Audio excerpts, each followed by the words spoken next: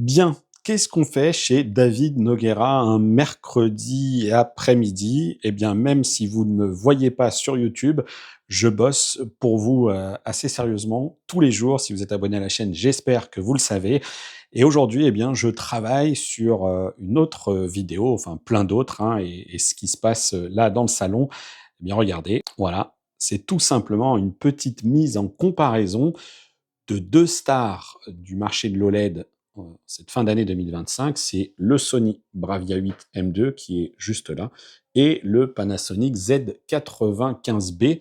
Alors, le Panasonic, il va repartir, donc je ne fais pas de live et de machin et cetera. Il repart là dans à peine, 30 minutes, donc ça va me laisser assez peu de temps pour continuer de faire mes images et surtout ces 2 téléviseurs, eh bien, ils sont là en train d'être filmés par 2 boîtiers.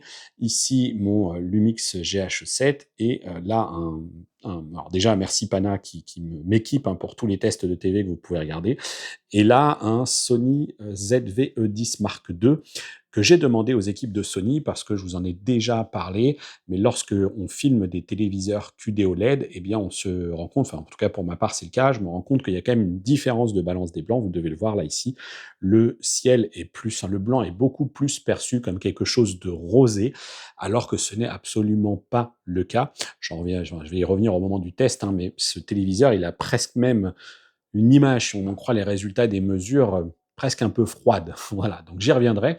Mais tout ça pour vous dire que, justement pour ne pas avoir cette, impression que le téléviseur offre une image rose, comme vous me l'avez d'ailleurs notifié dans cette vidéo où je la compare avec le Z95B et avec le Philips OLED Plus 910, eh bien, voilà, je suis en train de multiplier les séquences. C'est pourquoi je pense que vous avez dû voir des tests sur internet où justement la balance des blancs, c'est un grand n'importe quoi parce que, bah, c'est tout simplement filmé avec, soit du smartphone, soit il n'y a pas eu d'attention particulière, positionnée là-dessus. Donc j'y reviendrai.